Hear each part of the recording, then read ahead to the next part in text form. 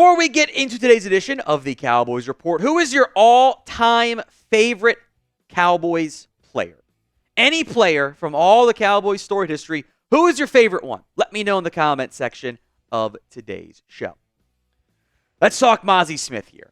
Somewhat of a meltdown over Mazi Smith. The addition of Linval Joseph led some, I don't know how many it actually was, but some, to try to victory lap claim, oh, clearly it means they're out on Mazi Smith.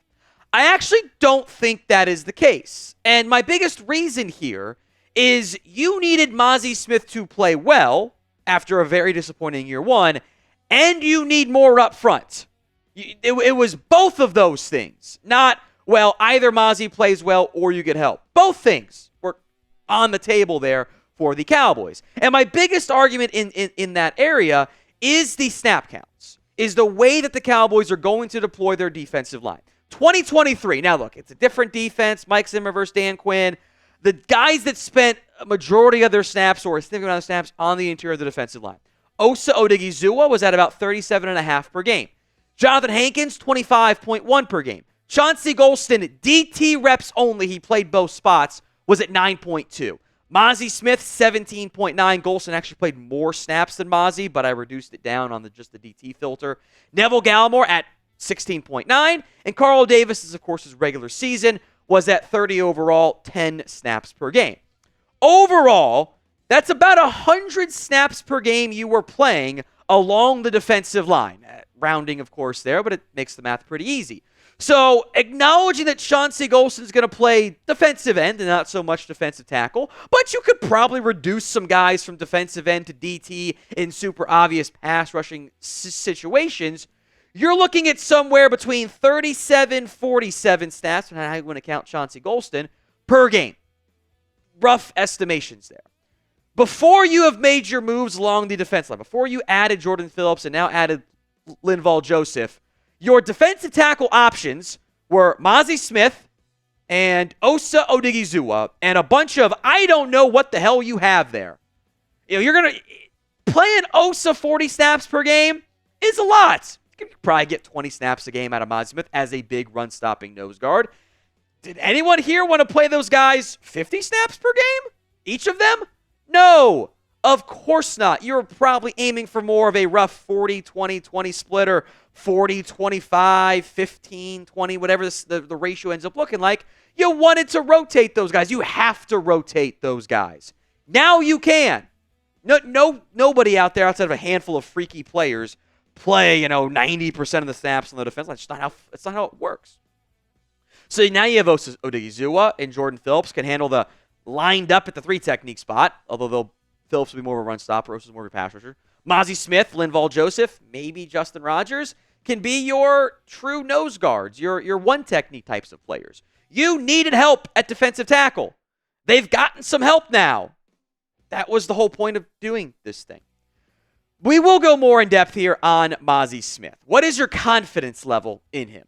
Scale it for me from 1 to 10. 1 on the low end, 10 on the high end.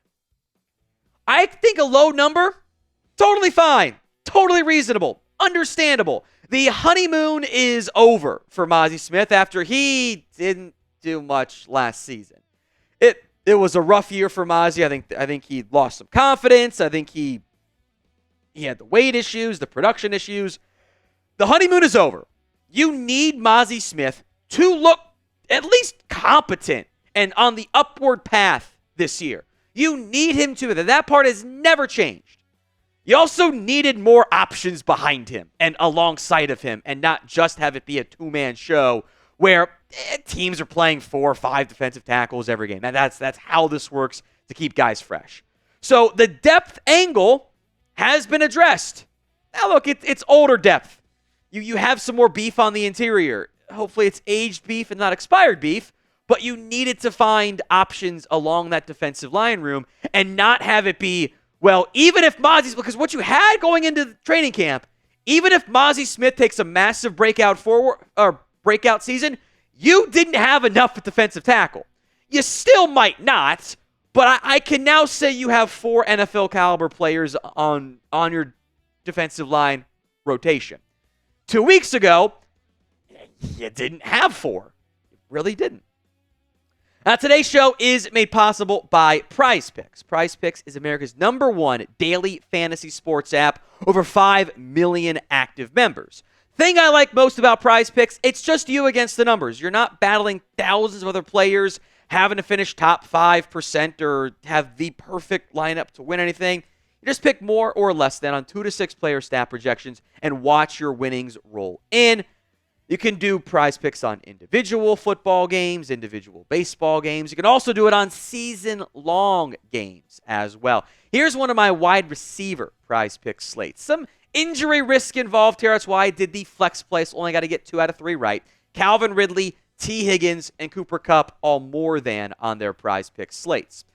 So download the Prize Picks app today over at prizepicks.com/CLNS and use code CLNS for a first deposit match up to $100. That's code CLNS over at prizepicks.com/CLNS for that first deposit match up to $100. Prize Picks, run your game. A couple outlets, fans, media, fan-sided among them, and not the only ones out there, have suggested, what about bringing back Randy Gregory? And I would be pretty shocked if this one actually happened, and I frankly don't think it actually makes a ton of sense for the dual parties involved here. I think there are major issues that we will get into, but I also believe in democracy. So would you bring back Randy Gregory if you ran the Cowboys? Y for yes, N for no. Sound off for me in the comments of today's show. Here's my #1 issue, and this is a pure football reason. Randy Gregory declined when he got paid by Denver. Now, maybe it wasn't the money. Injuries were a factor there too, but he played 6 games in 2022 at 2 sacks. Played 16 games in 2023 at 3.5 sacks. Signed with Tampa, and we will come back to that element there. But I don't think he was as good as he was in 2021, where he actually played pretty well for the Cowboys. Also has been suspended more games than he's played. That's an issue there. I also don't view edge depth right now, knock on wood, no more injuries, as much of an issue for this Cowboys organization. You're going to bring Micah Parsons on a lot of pressures. You have DeMarcus Lawrence. Marshawn Yellen has shown some good things to you so far, plus he was a second-round pick. Chauncey Golston is a player that can do some run-stopping stuff and it can be your 5th edge or 4th edge, whatever. And Carl Lawson is the exact role you'd be asking Randy Gregory to play is the role you are doing with Carl Lawson. And I think the biggest issue here, the bridges were napalmed on the way out. Not just in Dallas, by the way. Randy Gregory signed this offseason with Tampa Bay and never showed up. Why? No one really knows. Some reports he might just retire from the NFL. In kind of ironic fashion, the Cowboys not re-signing Gregory was the old successfully failed task because they wanted to sign him. They had agreed to sign him. Then they had the contract language stuff, avoiding the guarantees because it's of drug tests that teams don't actually do much anymore because you don't have to worry about failing drug tests for weed anymore. And it kind of all blew up in their face, and Denver swooped in last second. They wanted to sign him. They didn't sign him, and ended up working out perfectly. Even though the Cowboys then tried to say they didn't try to sign him, which they clearly did. They couldn't just admit that they got away with it, right? And not only that, if he does want to retire, okay, cool. Like, that's good. I hope he's doing okay. Does either side want to get back together? There are not very many times when getting back with your ex is a good idea. And fair or not, this might fall into the crazy ex-girlfriend category. Maybe for both sides would even argue that there. It's kind of like J-Lo getting back together with Ben Affleck. Like, we all knew that wasn't going to go well, and it ended in divorce again. Who's among us could have seen that one coming? You know, Randy Gregory coming back to Dallas is going to end up in divorce. Maybe it's not day one. Maybe it's not year one. It's going to end badly. So, no, I don't want to go down that path at all.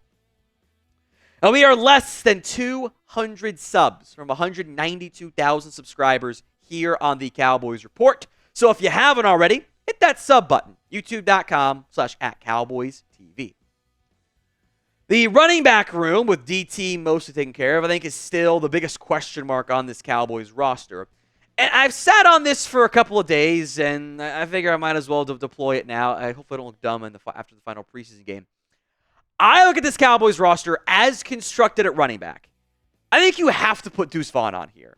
And I think that means putting him over at least two of Ezekiel Elliott, Royce Freeman, and Malik Davis. Now, I think the reality of this Cowboys organization is Ezekiel Elliott is on your football team. I don't think that's really up for debate from a practicality perspective, which means at minimum I'm putting him in over Freeman and Davis. You want to keep an extra one? Okay, whatever. I think Deuce Vaughn has to be on this team. I'll explain why here in a minute. But do you want him on the Cowboys? K for keep, C for cut. Let me know in the comments of today's video. It is a small sample size of preseason games for Deuce Vaughn. But when he has been out there in situations that aren't just like garbage time at the end of actual NFL games, Deuce Vaughn has actually been a good running back. And he was an awesome running back at Kansas State. Size memes aside, which the size is a very valid concern, every time he's touched the ball in the preseason, good things have happened. And he is a very different style of player than the other backs on this roster. Ezekiel Elliott, he is who he is at this stage of his NFL career. He can be your short yardage guy. He can be a power runner. He can do some pass protection stuff. A lot of those same things apply to Royce Freeman, who probably isn't as good at some of the areas we just mentioned, but also offers special team stuff. This Cowboys roster wants to be a committee. So let's look at these different committee roles, right? Short yardage back, 3rd and 1, who are you going to give the ball to? I think you should not give it to Deuce Vaughn. That's a bad idea. I'm also ignoring the fullback in this conversation. You can give it to Zeke, give it to Royce Freeman. Rico Dowdle was actually pretty effective in short yardage last year. He's going to be on this list a lot because he should be your number 1 back right now. And Malik Davis. So it's 4 guys to fill the same role, right? Maybe you leave out Dowdle. Pass protection. I think Zeke and Rico Dowdle are good in that area. Special teams. You can put on like coverage stuff or returns for Rico Dowdle and Deuce Vaughn, which we'll get to. Royce Freeman has done that. Malik Davis has done that. But do you need a third special teamer running back these days with the way the rules are changing? I'm not so sure. Pass catching. From an efficiency, explosive play perspective, Dowdle and Deuce Vaughn stand out to me as obvious fits there. Return options. I think Rico Dowdle and Deuce Vaughn can do that for you. Maybe Malik Davis, but maybe not. I think all 3 of those guys, by the way, Dowdle, Royce, and Davis have real shots of making the roster. But where does your athletic juice come from? Like your scat back type, right? Who has the explosive playability? That is not Royce Freeman. That is not Ezekiel Elliott. Haven't really seen that from Malik Davis. Rico Dowdle kind of can be, but I also don't want to just make it like Rico Dowdle gets 200 carries. I don't know if that's a very good idea for a committee back.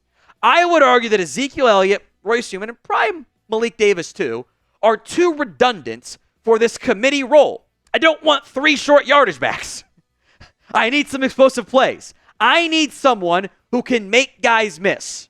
At this stage in their careers, I don't know if that's Freeman, if that's Davis, if that's Zeke. So I can keep 1, maybe 2 as well, but I also need someone who also brings juice in the backfield. And I am still open to making that somebody outside of the Cowboys organization. If somebody gets cut, if somebody becomes available on the trade market, I have no complaints about doing that.